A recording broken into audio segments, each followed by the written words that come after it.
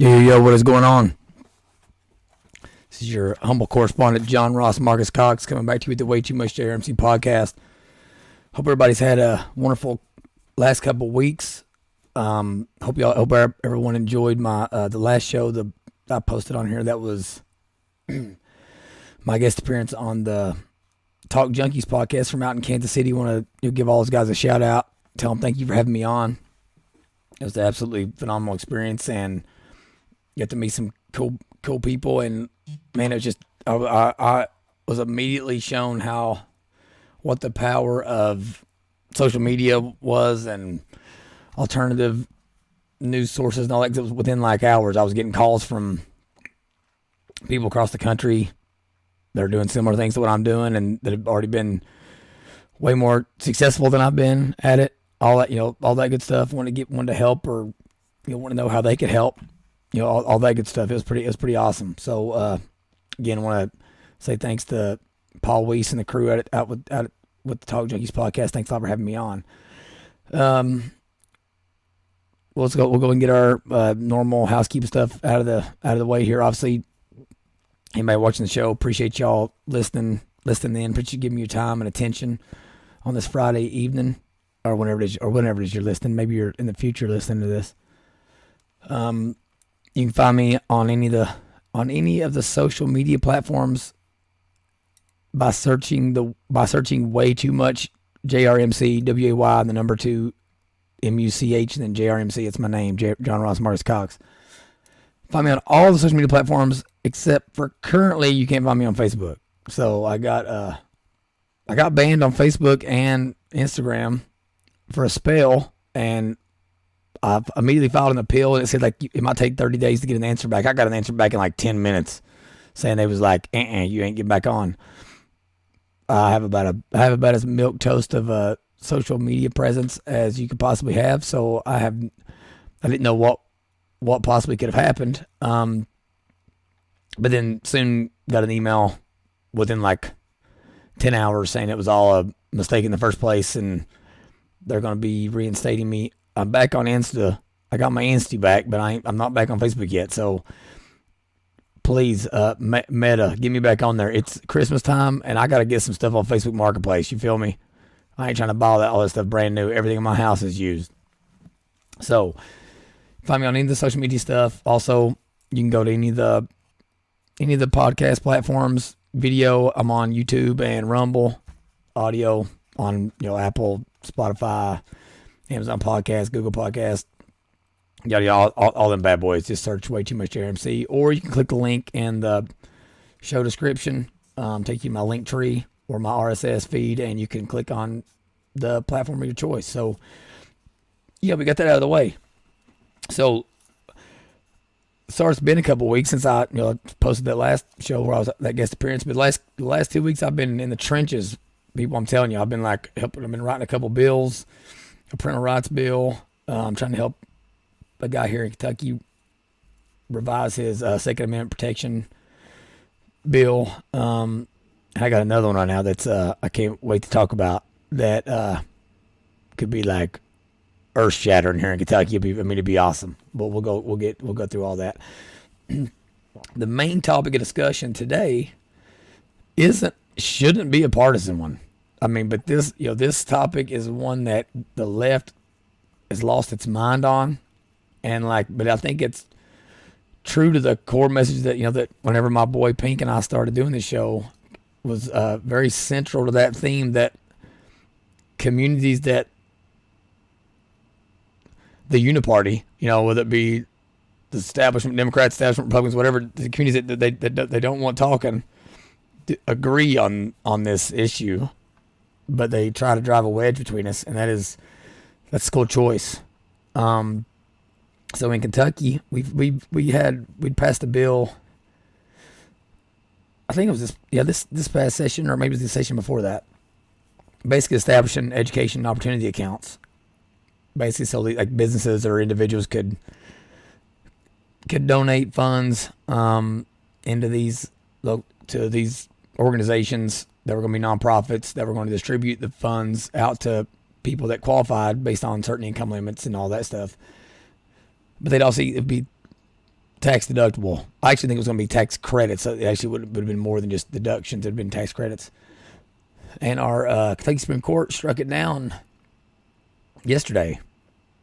So I know I was surprised. I was surprised that it totally struck it down. I was expecting it to be, if it was ruled against, it was going to be ruled against for, a more narrow set of reasons, because the program limited it to only certain areas and certain income demographics and all that. So I thought they may say it was unconstitutional to limit it only to certain kids. But they just straight up said, it's gone. So I know a lot of my legislative buddies, one of my closest legislative friends, Mr. Josh Calloway, Representative Josh Calloway, give him a little shout out. I'm sure I haven't talked to him since this happened, but I'm sure he's devastated. It's a baby of his, and he is very passionate about all kids having, the choice of where they want to go to school and everything. But when I say this isn't a partisan issue, I'm going to play something for you here,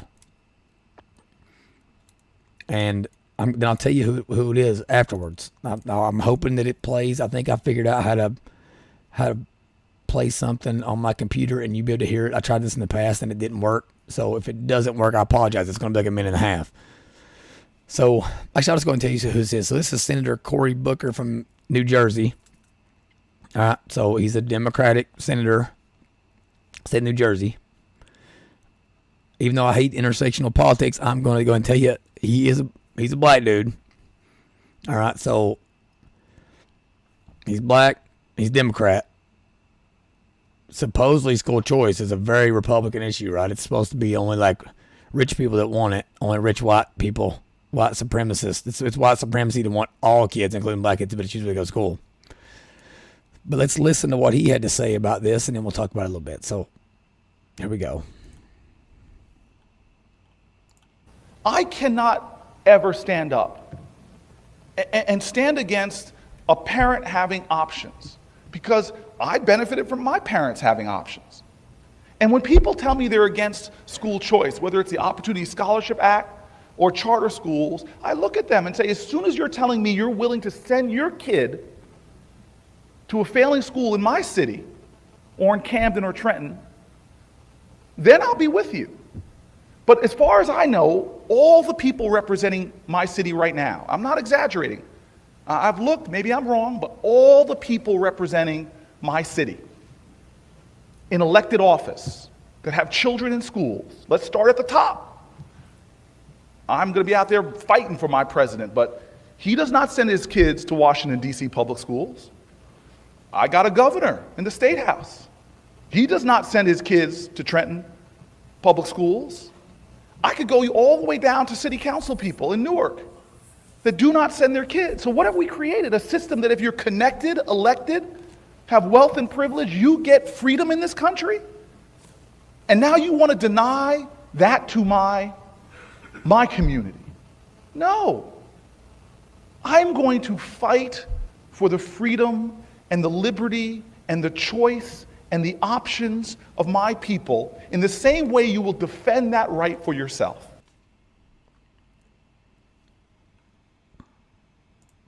Well, boom, there you go. I couldn't have said it any better myself, Mr. Booker. Because he's exactly right. Nobody's out here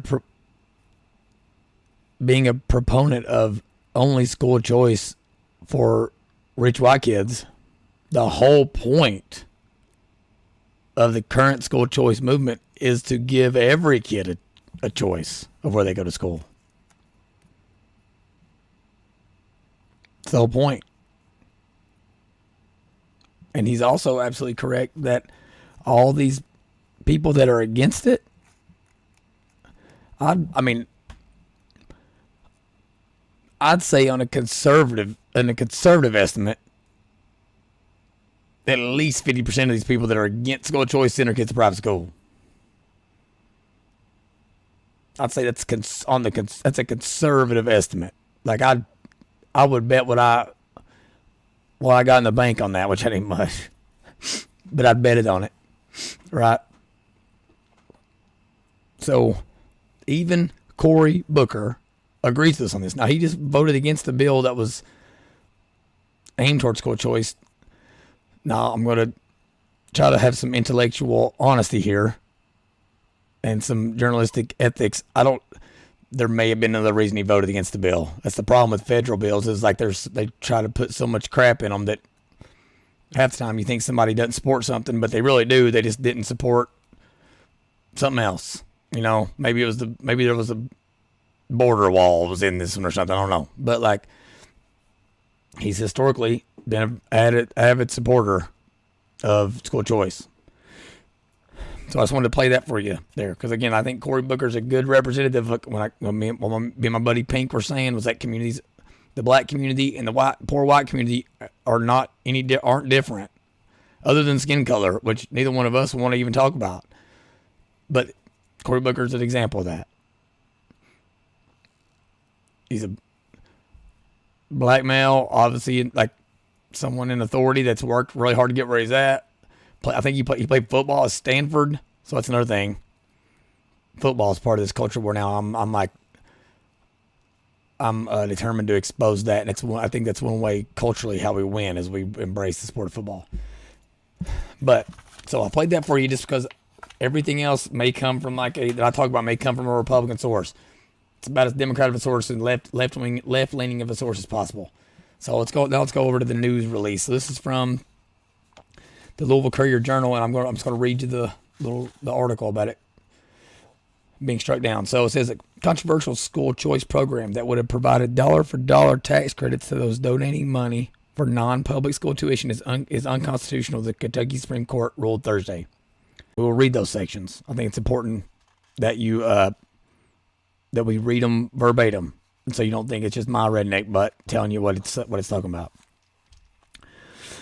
Simply put, the justice wrote, the school choice program puts the Commonwealth in the business of raising sums for education other than in common public schools.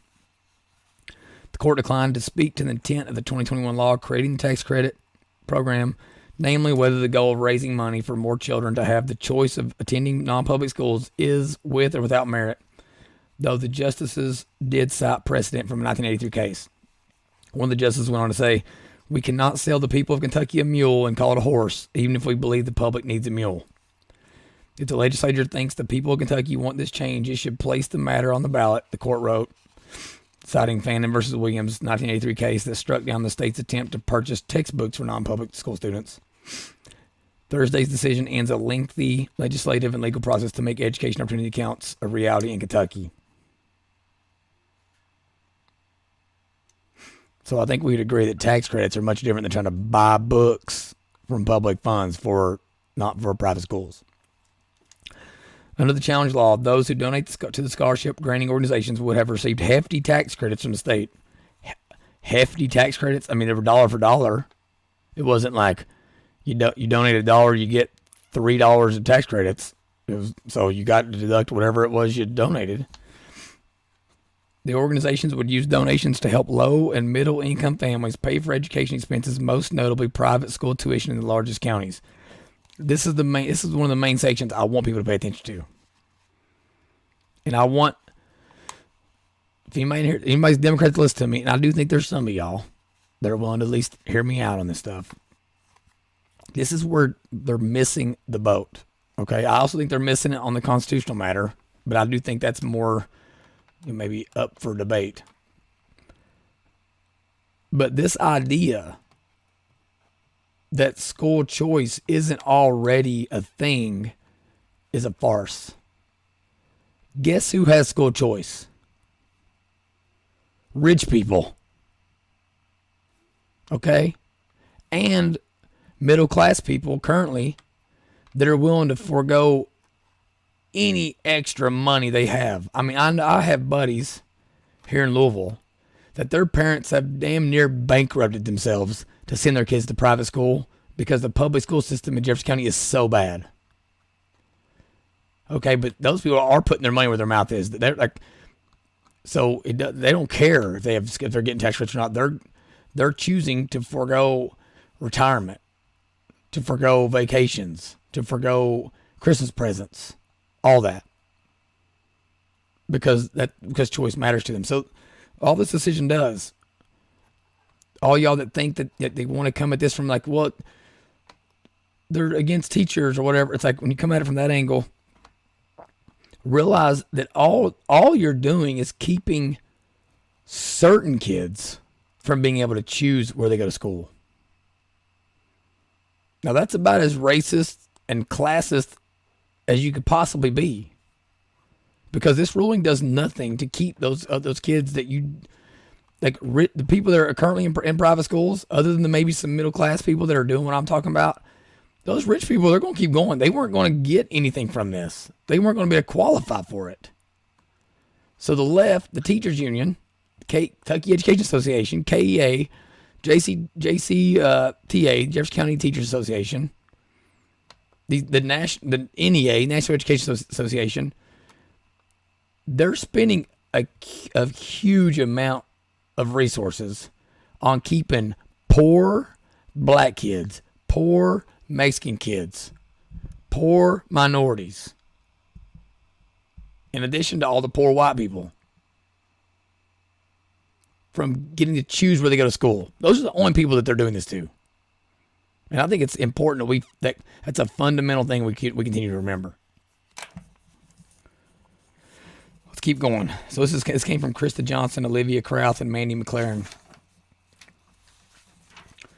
Kentucky Attorney General Daniel Cameron intervened in the case, arguing for the constitutionality of the program. Advocates saw it as a way to drum up donations to open up educational opportunities for families who may not be able to afford them. Critics saw it as a workaround that would allow would-be state tax dollars to flow to private schools.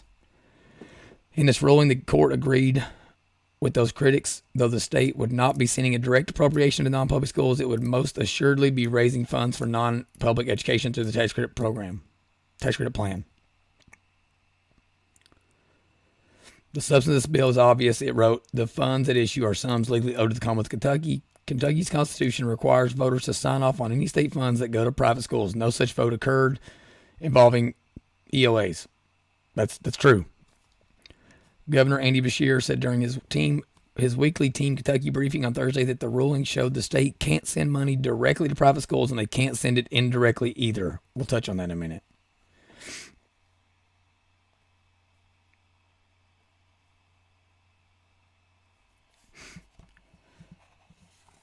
So it says it's obvious this court's ruling was all about pretending a failed, costly, and inefficient system at the expense of Kentucky's neediest children. Cameron, who's running for governor, tweeted on Thursday that his office was disappointed.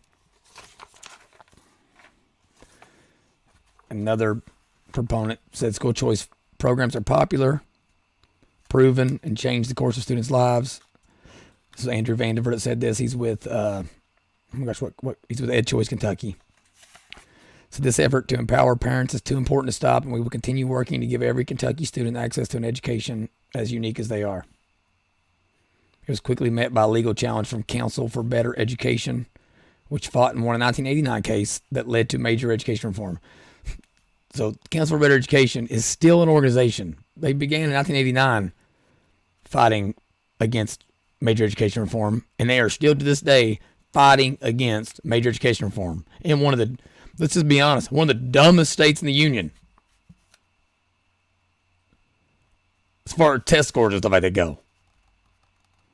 Like, I'm from here. I'm one of them. I'm from the mountains. I went to college, and boys, let me tell y'all something. It was like I got kicked in the throat. It was like somebody karate chopped me in my Adam's apple. That's what I felt like every time I went into a lecture hall. Because my buddies that went to private school, they knew how to take notes from a lecturing professor. I knew how to suck up and try to get my science teacher to give me a good grade because I cleaned her room up. Right? Like, not saying all this stuff isn't. I feel like, for the most part, all teachers, they care. Okay, my mother was a teacher. She tried her hardest. Now, sometimes her hardest meant she was watching Young and the Restless in there with the kids back in the 90s. That sometimes was her hardest. Sometimes it meant she was teaching PE when she hadn't played a day of sports in her entire life. But one thing I know for sure, as a redneck that went to college and graduated, it took me a while, but I graduated. My private school counterparts were astronomically more prepared than I was for college, and I was National Honor Society. I spoke at my graduation.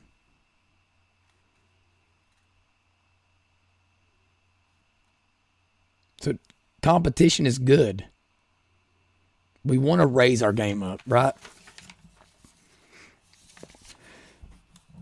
This is from WDRB. Okay, and the Deputy Chief Justice, Elizabeth T. Hughes, okay, stated that we are compelled to agree that the EOA Act violates, and this is important, the plain language of Section 184. And I will say, I think that being part of her opinion is important, because too often judges and lawyers and legislators, they don't want to use plain language, and if it's plain, they want to make it too hard. Well, like, hey, we can work with this. If our Supreme Court justices are going to start interpreting things from the Kentucky Constitution in their plain language format, well, by gosh, let's go. I won't read from these articles anymore. Next, though, I'm going to read you something else. So there's a couple different parts of this ruling, okay, that they've cited, and then from the Kentucky Constitution, okay, Section 184, and I'm reading straight from the Kentucky Constitution. I'm going to read this to you. Section 184, among other things, says no sum shall be raised or collected for education other than in common schools until the question of taxation is submitted to the legal voters, and the majority of the votes cast at said election shall be in favor of such taxation. There's actually one other section I want to make you aware of as well. Section 189 of the Kentucky Constitution says no portion of any fund or tax now existing, or that may hereafter be raised or levied for educational purposes shall be appropriated to or used by or in aid of any church, sectarian, or denominational school.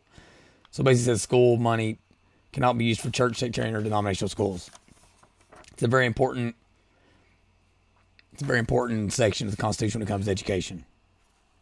And then Section 180, again, plain language, right? Like, this is what we should expect as citizens.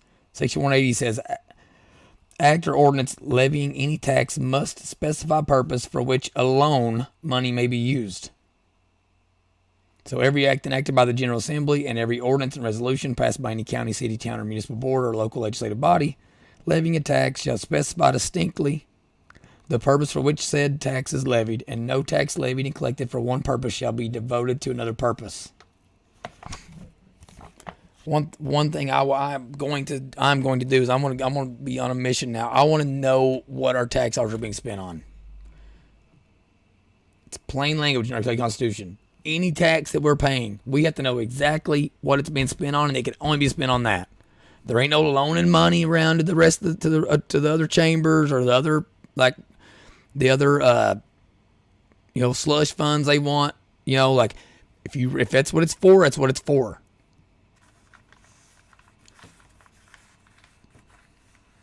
Okay, now here I'm going to surprise you a little bit. I got so much stuff on my desk. In my eyes, again, I disagree with this ruling.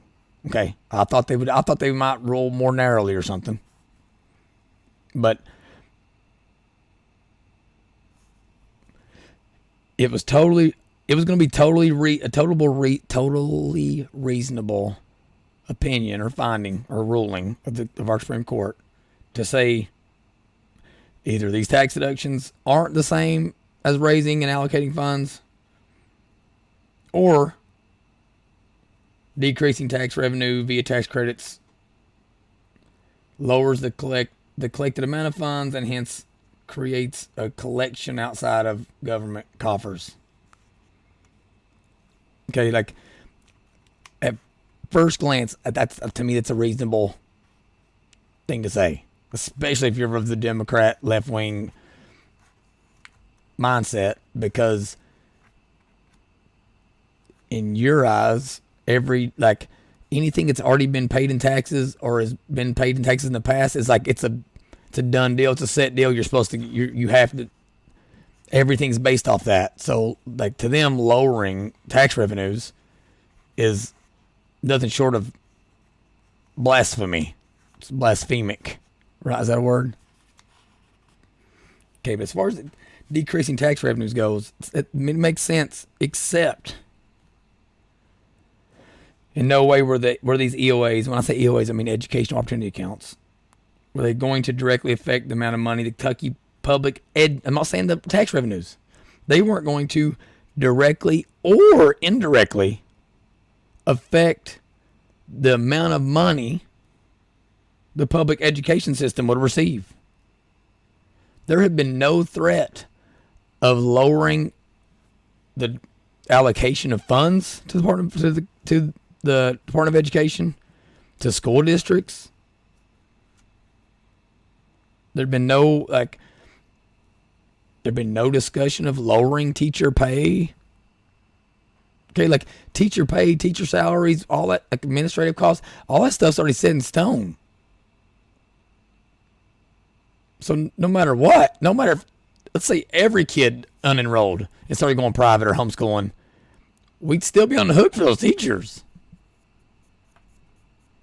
that are under contract.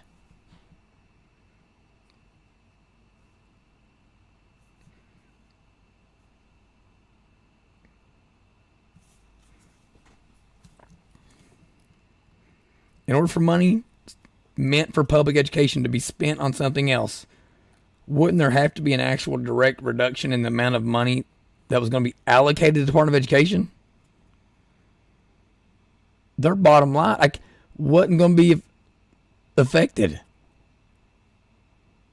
I don't know that our legislature has actually considered ROI at all in what they allocate. They literally go out and say, okay, what do we owe? What's the teachers union contract? What do we owe them?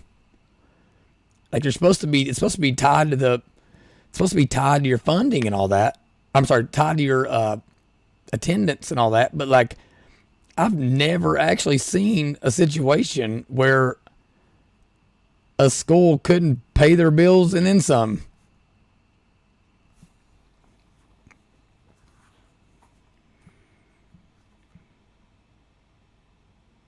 Okay, especially considering that Section 186 states that any funds accrued in the school fund must be spent on public schools. Like, to me, that's easily trackable. Like, I haven't heard anybody even try to make the claim that those coffers of money were going to be reduced. So, unless our state legislature, which until like 5 minutes ago was Democrat controlled. I think we've been Republican controlled for I forget how many years now, but Kentucky's been one of those like Dixiecrat places, I think, I remember all growing up in Eastern Kentucky, it was like everybody voted Democrat, straight ticket. But something tells me if we go back in there and look, we talk about plain language. That Section 180 of any tax levied has to be spent on a specific purpose or whatever, and cannot be spent on anything else. I bet if we went back and really investigated that section, I bet all the legislators would be guilty of that, Republican and Democrat.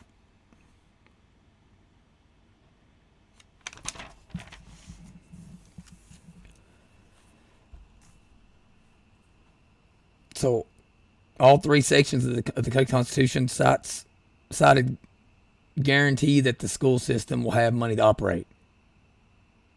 Plus, it's like property taxes, taxes on different utilities, water, etc. Like, those are all specifically allocated to public schools. Like, there's taxes built into all that are going to public schools specifically. Getting a tax credit isn't lowering your property tax bill. It ain't gonna lower your water bill. I mean, maybe I'm being a simpleton here, but like, to me, by this logic, technically, like the Kentucky Supreme Court is making the argument that, like, really, a body could go in and claim that any tax credit somebody is receiving is unconstitutional. Like, follow me here. Like, if they're also paying for private school or like non-public school educational expenses, it's like if you're 65 and you're getting a homestead exemption, a $35,000 reduction in your property value, and you're paying private school tuition for your grandkid, is that also unconstitutional? Because is the difference only that, is it the EOA itself that's unconstitutional? Because even if all that money from the homestead exemptions isn't accrued into, I mean, it's not saying there's going to be one account that all this money gets that it accrues into. It just says there's $25 million that the state will disperse to different organizations based on this certain criteria.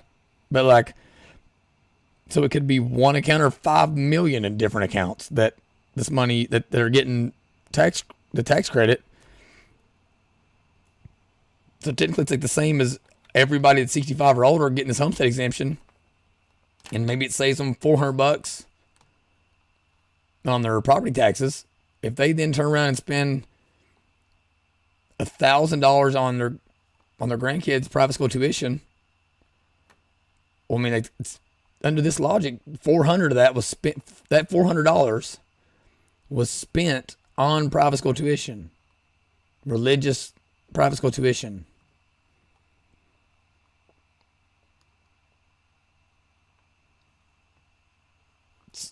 So like, again, was it unconstitutional when we had that little property tax holiday last year for vehicle taxes? If those people were paying for private school tuition, because technically, I mean, like, it's the same thing. It's a reduction in revenue or a tax credit. I mean, again, maybe I'm being a simpleton. I don't know. Maybe I'm totally. Some of y'all that are listening, some of you legislators, y'all are like academics and you're attorneys. If I'm being super redneck here and hillbilly and just I'm way off base, tell me. It'd be something we can laugh about it.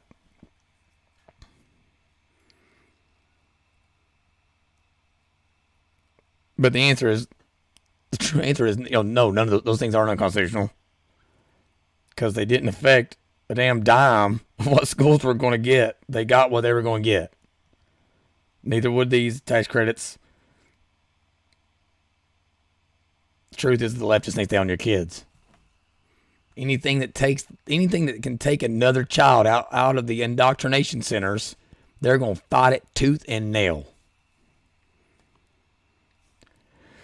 They think they have a God-given right to educate your kids, and they don't give one solitary damn, let alone 2 dams. They don't give one. What you think about it? Excuse my French, preacher man. My preacher listens. You don't want your kids exposed to obscene material in libraries? Shut your mouth.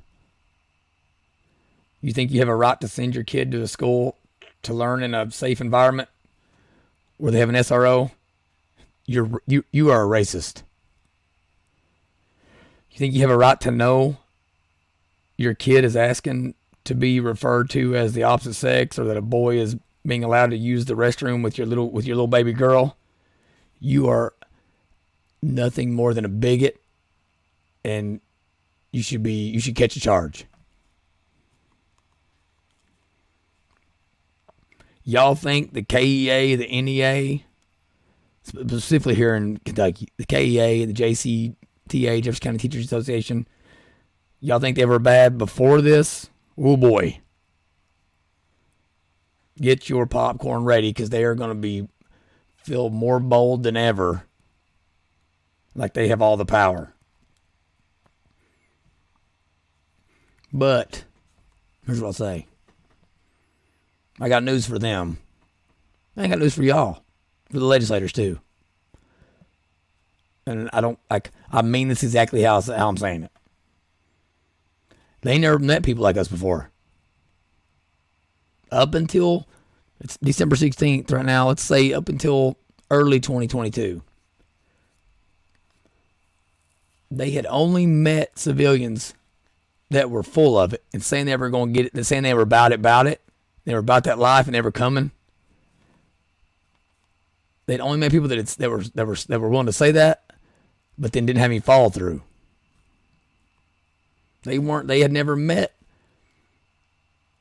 women like that are in like the Moms for Liberty stuff or the Liberty ladies out here in the Oldham County right where I'm, next to where I live. The American Family Association people. They never met the no left turn. They're not used to the no left turn type people. I think is it Gohagen? Beanie Gohagen and Miranda Stovall and Misty Glenn and the people here in Jefferson County they're fighting. They had maybe seen glimpses of it, heard about it, but let's all be honest. Like, we haven't been fighting the way we needed to fight until like early this year. Now, some of those names I just mentioned, they've been at it for a while, but here's the deal, they can't do it all. We all have different personalities and we all have different strengths and weaknesses. And like, to be more specific there, the people that have the like ability to manage relationships and like things like that, I feel like didn't tend to be like ride or die on this. It was the people that were more analytical and knew the issues and knew how to explain them in a setting, but didn't know how to talk about them in front of crowds or whatever. But they'd never met people like us. All right. I mean, listen, I for damn sure know they had never met someone that was educated, strong-willed,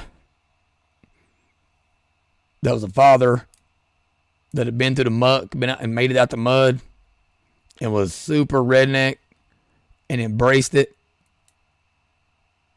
and was determined to make change out there the way homeboy right here is. The show is way too much JRMC because here's the deal. I'm gonna be way too much all the time, in your face, coming at you with not just rhetoric about what problems are out there and what we need to change. I'm going to be coming at you with bills already written for you to file that will make it through the bill writers' editing procedures that I'm going to know could pass if you'll just file it because I've already talked to the people. Not just in the building with the legislators, but I've talked to the people. All right, I ain't a lobbyist. I ain't in a group. I ain't in none of these. I don't even associate with these big groups that have been writing legislation because their minds are jaded. They worry about like, well, that ain't how it works. I don't give two you know whats about how it works. Neither do you.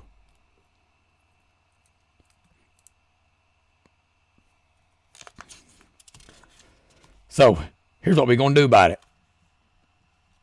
And honestly, I think this. I mean, listen, don't get me wrong. It's a devastating blow that this case occurred, or that this ruling came down. But here's the deal.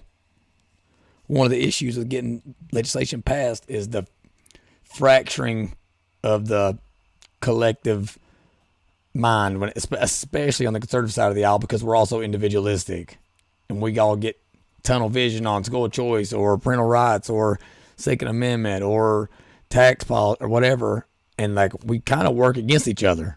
Whereas the left, they just throw it all in a bucket, and like one of them might be all about passing some gay marriage bill, but as soon as they find out such and such, it's also a Democrat is pushing this, they don't even ask questions. They just support it. And to an extent, they've kind of, that's why their ground game's so good. Now, I don't want us to be that way. I only want us to support good stuff. All right. But I specifically want us supporting things and doing, not just going to our legislators and saying, fix this problem. I'm talking about, I want us as people to communicate with each other and come up with a plan to fix it, and going to these people and saying, hey, you got lucky we voted you in here. But I voted you in because I wanted you to represent exactly what I wanted done. And here's exactly what I want done and what your constituents want done because I've talked to them. I don't want you to go to some big group. I don't want, again, if it's the Second Amendment, bill, I don't want you going to the National Rifle Association. All right, if it's some kind of bill here in Kentucky, I don't want you going to some big conservative think tank. All right, like, I know some lobbyists, and they're nice. Some of them are nice people. But here's the deal. This is brand new territory. We're talking about real deal Holyfield individuals putting their money where their mouth is, putting their time where their mouth is, putting in the work themselves, being vulnerable, being honest, being transparent, and getting stuff filed that is straight from the people. One term I've been coining on Twitter when I do posts that are it's legislative related is the people's lobbyist. Well, that's really how I see myself.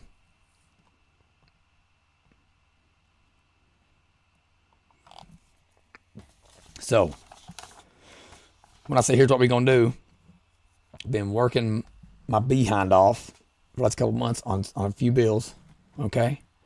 And here's what we got to do. We got to go right at the education establishment. We do that two ways. Number one, the Parents' Bill of Rights. Now, I'm not talking about some half measure, go out and copy and paste from other states. Now, the other states have some good language in there. All right, but like when I see these bills that tend to look just like from state to state, they got a whole lot of half-ass language in it. I don't want a whole bunch of you got teachers can't do this or parents have a right to do this unless a reasonably prudent person says that they don't have to.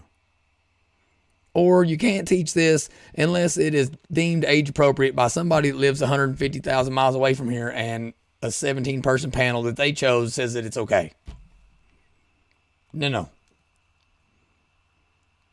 I'm talking about a parents' rights bill that is thought out, that includes all the things that we as parents in the state of Kentucky think are important. Okay, I'm talking about here, I'm going to give you the language. I'm talking about anything that would encompass the fact that as parents, we have a right, a God-given right from Jesus Christ himself to nurture and direct our children's destiny, including their upbringing and education, but also their mental, emotional, and physical health care and decisions around that health care, and their moral and religious training.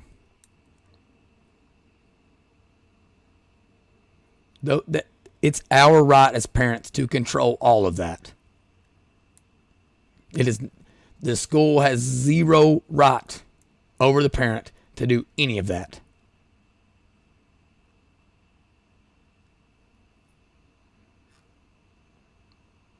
All parental rights are reserved to the parent or guardian of a minor child, should be in this state, without obstruction or interference from the state, any of its political subdivisions, agencies, or any governmental entity or institution. The Department of Health has no business being able to unilaterally make all the kids in public school wear a mask. Zero.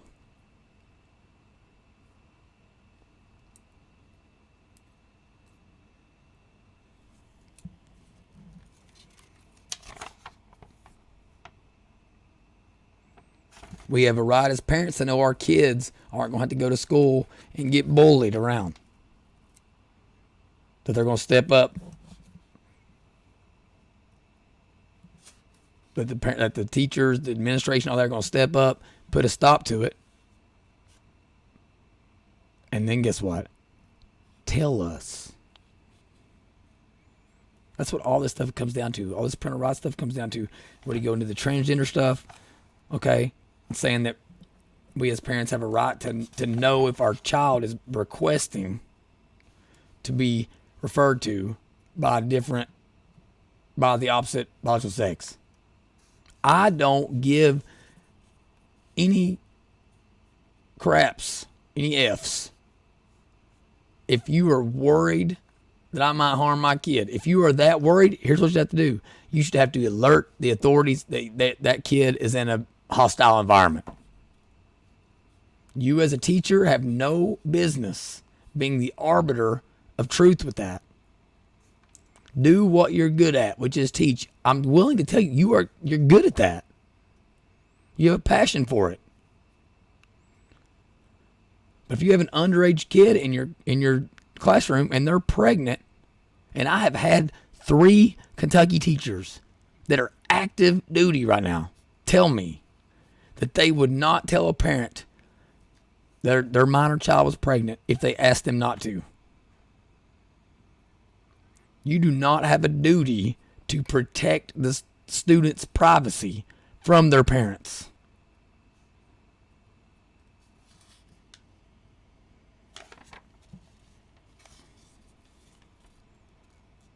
Okay, parents have a right to be notified of changes that are hit through his or her child's mental, emotional, or physical well-being, or the school's ability to provide a safe and supportive learning environment.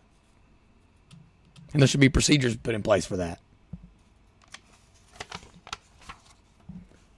We have a right as parents to be notified promptly. And yes, I do go into detail on what promptly means.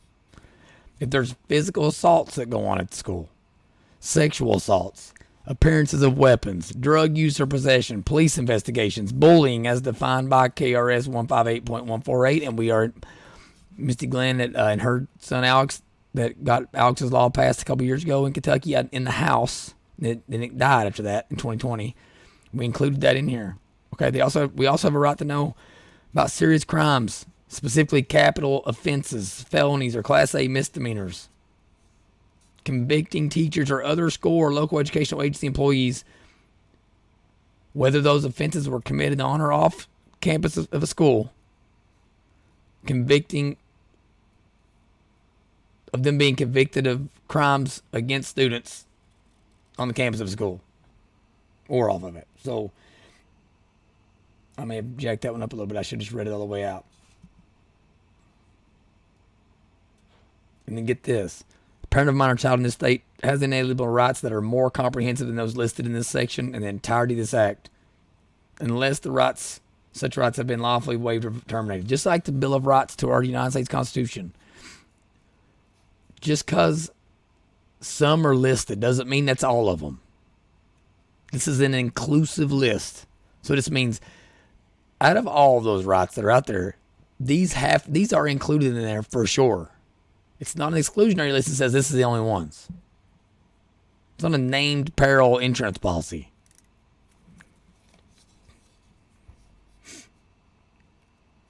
Okay, no K through 12 or secondary education institution in Kentucky should be able to impose any of the following requirements. The forced use of any medical device, including but not limited to facial coverings. Any submission to any type of medical procedure or treatment, including but not limited to any type of vaccination or testing unless otherwise prohibited by court or state law. You got to throw that in there, right?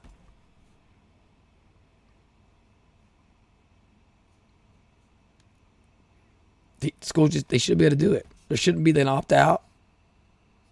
Shouldn't be a notification and then you get so many days to tell us if you want it done or not. They should just be able to. If we straight up said school boards, you can't you can't even try to enforce any of this stuff. They would be forced to talk about other things and actually do what they're supposed to do. Now again, part of this fight, I ain't trying to go in and try to say they can't. There's already a required immunizations under a different statute here in Kentucky. I'm not even trying to mess with that. Okay. I'm not saying I'm opposed to it, but it's a different deal. I think parents should be able to choose all the vaccines they want. I never have been anti-vax until coronavirus hit. Now I'm like me and my wife. We've rethought everything. I don't know that any of them are good now. And that's not my fault. That's the CDC's fault. The Department of Health. Good old Andy Bashir. The people that were just pushing stuff without actually doing any research. It's their fault. It's their job to build our trust back up. Now, I'm very specific about a couple things. Parents don't have a couple of rights. They don't have the right to end their kid's life, and they don't have a right to be going and chopping off their little girl's chest or changing their, having genital mutilation stuff going on. They don't have that right, and I'm totally fine saying that the state needs to step in there, and I think they will.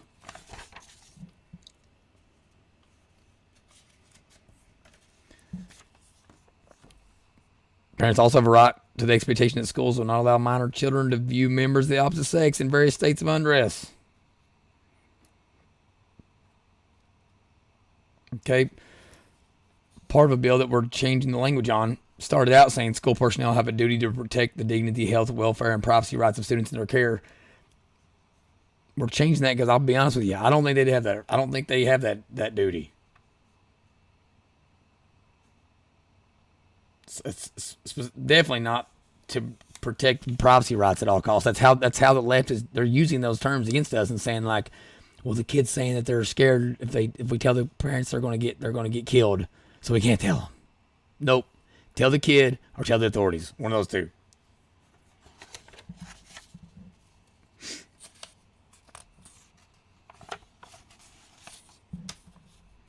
Okay.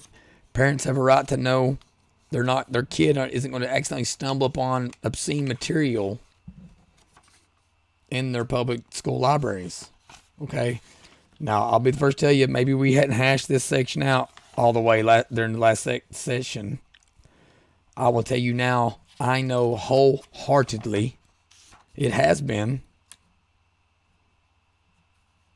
And even though I had to get in the weeds to rewrite, to like get in this obscene for minors, like definition and stuff changed, I've crossed all my T's and dotted all my I's. They can throw the Miller Rule at me. They can throw out any Supreme Court ruling they want to pull out here. Guess what? Miller versus California, 1972, where the Miller Rule came out of, which is where Kentucky's obscenity law is. It's verbatim from this. The court opinion allows for a variable standard, okay, for what should be accessible for minors versus adults. It's point blank. So we hadn't hashed that out in Kentucky statute to like define what was obscene for adults and what's obscene for minors. There's no excuses anymore. I've done it for them, and they've been provided with it, and it will be filed. All right, we have a right to know when they go to school they're not going to be talking about all kinds of nonsense there. We know we have a right to know they're not going to be talking about sexual orientation, sexual preference, and gender expression, and for dang sure not be talking about the teacher's sexual orientation or sexual preferences. That they're not going to be going and having these stupid drag queen story hours. Y'all can say what y'all want, but it ain't happening in rural Kentucky. Yes, it is, and I can show you the receipts.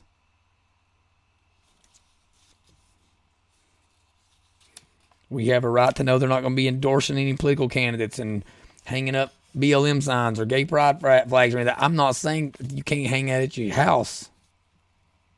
It has no business in schools. If there's flags hanging in there, it should be American flag, Commonwealth Kentucky flag, Marine Corps flag, Army flag. Not this controversial stuff where half the country don't like and half the country does. I don't care if half the country doesn't like the American flag. I don't care. It's still allowed to be in a school.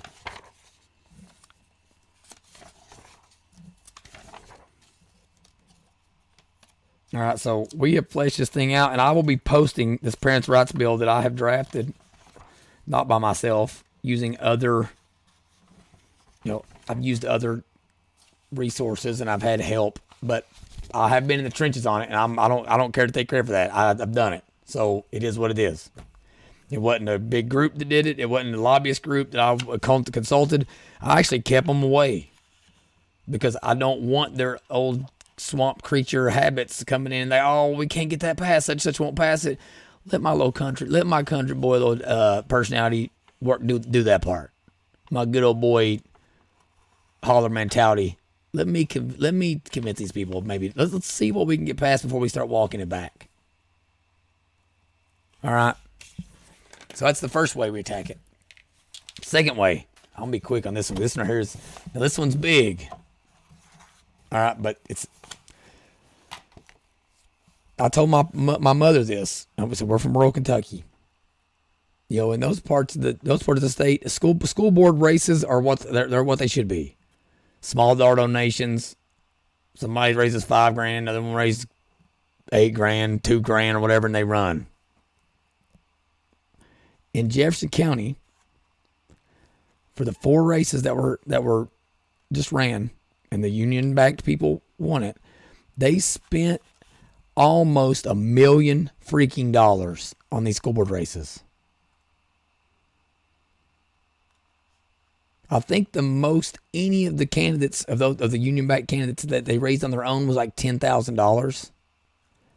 But the least amount of money that any of them had was $150,000. All the Parents' Choice people that ran, I think the most they have was like 15 for any one of them. So we're talking about $1 million versus like 40 total. And it's not from winning the war of ideas or spreading their message better. 3 of the 4 union-backed candidates didn't raise a damn dollar on their own. It all came from the Teacher Association and their their affiliates and sub political organizations and all that. So that's the next way we attack this.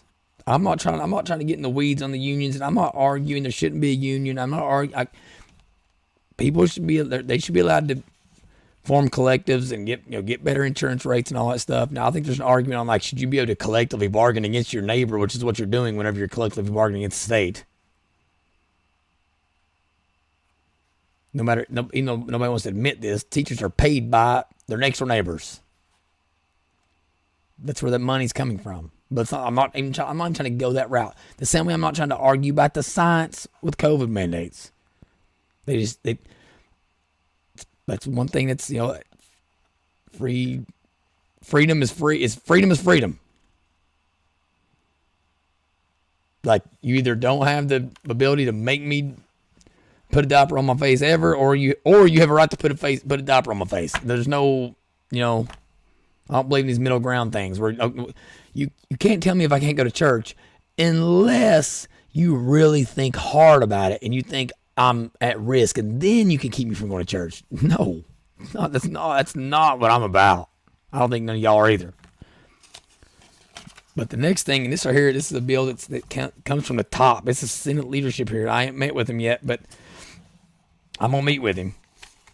Everybody's scared to death of him. Robbie Stivers. I'm gonna call him El Presidente. I tell everybody, listen, if I don't have a nickname from you, if I don't have a term of endearment for you, then I probably don't like you. If I call you Mr. I'm gonna call you like that once, but then we get in a conversation. Enunciating's too hard for me, so I can't be saying representative every time. Representative Callaway, I can't. Representative Stiver, Senator Stiver, it's too much. It's the El Presidente right here. Robbie, listen, you are from Manchester, right? You're from Clay County. There ain't no way you never heard of Leo Davidson, bruh. My great uncle is a cockfighting legend in Clay County. So if you were really about Clay County, then listen, we are 2 peas in a pod. And I didn't know what your politics was until I found this bill. But brother, I am excited to meet you.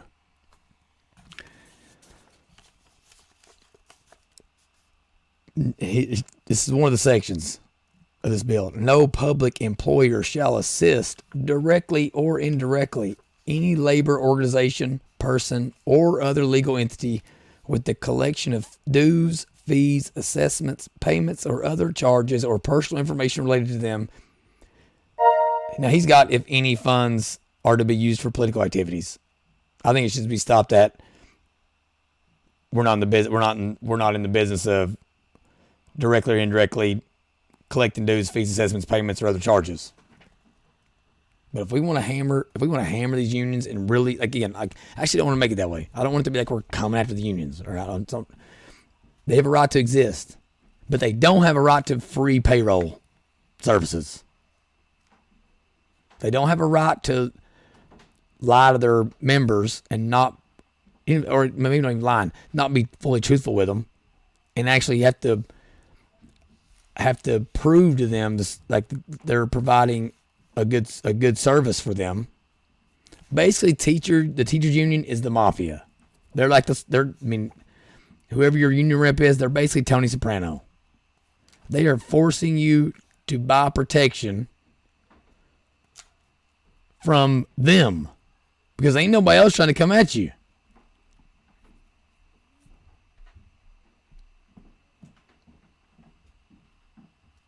Right, again, I'm not trying to get into the merits of whether or not they're doing good things for you or not. I'm saying they have no right to be able to come and rent seek from the government and to have a monopoly on their services because they're the only ones that the government will payroll deduct for. And then I don't want to add to the government, make it even bigger by opening up and saying that 10 unions can get payroll deducted and the state government's having to figure out ways to get the money to everywhere. No, how about this? There's just this and everything else is open market. Teachers unions can choose their union. They don't have to be in any certain one. Or they don't have to be in one at all. They should have to win on the merits. They should have to know there's more than one teachers union. And they should have to cut a check. Or let me frame that a better way. They should have to be able to convince you they're worth you cutting a check to them.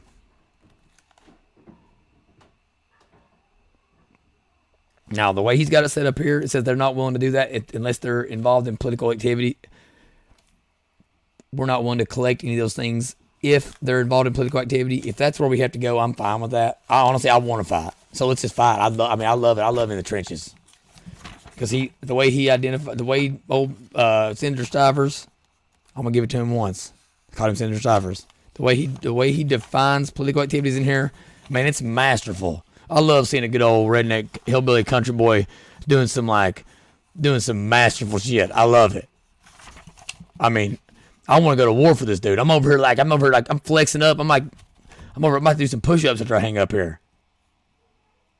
Because I guarantee you, this is why it might be the smart idea to let him do it the way he's done it here. Because let them decide. Do you want to be involved in political activities? And yes, having sub-affiliates that you're donating money to that are spending money on candidates and different. I mean, the list is awesome. Senator Stivers, you're freaking dude. You got it, bro. And as long as you'll meet with me and talk to me, I will be in that building every day championing this thing. How awesome it'd be for two redneck Eastern Kentucky boys to come together and just own something like this. I mean, I get pumped up thinking about that. But they'd have to choose, okay, do you want free payroll services or do you want to be involved in politics? Because if you want to be involved in politics, you're going to have to sell yourself to your membership. You make the decision. But I'm even willing to go a step further. One thing these unions hold over teachers' head is their errors and omissions insurance. I floated this idea to several legislators, and guess what? They're all like, this is what I'm saying. I'm not an old school Republican. All right, I'm a populist type dude. I'm not against spending money. If to show the teachers that this is not an anti-teacher bill, we have to absorb the cost of their E&O as a state, by God, let's do it. That would really hammer those unions because that's how they scare you to death that you're going to get sued. Well, if you do, we cover it. As long as you ain't violating one of the parental rights that we have over here. And if you're violating those parental rights, you better hope some Lloyd's Association is willing to insure you for you not telling the parents about the kid being transgender, and especially when we know that it's about 80% chance they're having suicidal thoughts. Right, so that's how, listen, from an educational standpoint, that's how we hammer this. That's how we hammer it. On that parental rights bill, listen, legislators, you're listening to me. I have been around that building. I've talked to your colleagues. We have universal support for what I'm talking about here. This bill. Now, they're like, I think there may be one other one that ends up getting filed that will have good stuff in it as well. But then I know there's another one that I really don't trust. But the other one I'm talking about is going to be good. It's going to be carried by a rep that I trust. I trust him to watch my kids.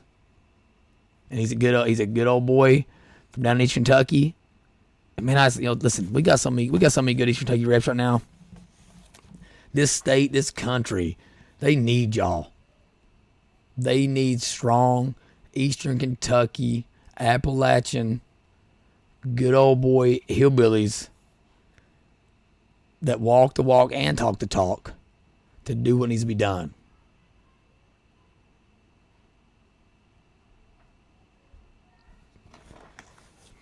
I'm gonna leave you with that tonight.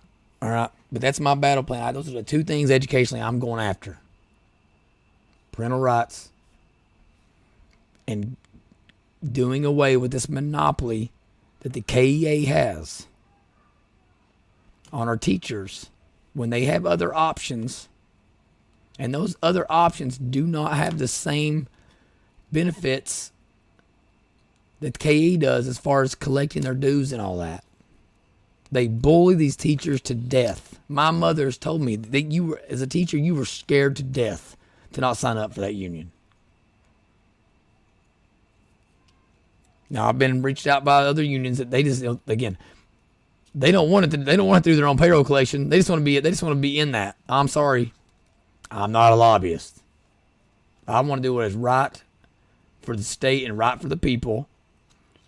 And ain't nobody voting in nobody else so they can vote to give you free payroll services. You can go to ADP or whatever, just like I had to in my insurance business, or like Bell County Coal has to do in the coal business. You can do it too. Let me know what y'all think. So I'm gonna be disseminating these bills out to all of our like smaller groups and all that. Like I'm not trying to hoard it. This ain't about John Ross Marcus Cox. It's about all of us. Iron sharpens iron. So talk to me, email me, text me, call me. Show up at my house, whatever you feel like you need to do. Let me know what you think. If you see it posted in there and you like it, send it to your rep and say, I don't care about what else is out there. I want this one. I don't want a half measure. I want this piece of legislation done. It is ready to rock. They could send this thing to a bill writer tomorrow and they wouldn't have to change a word.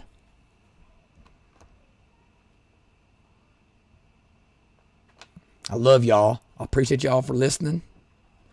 Like, share, subscribe, comment, all that. Yo, got all that good stuff. Do it for me. I need you. I'm ride or die for you, but I gotta have you. All right. Love y'all. Y'all have a good rest of your day.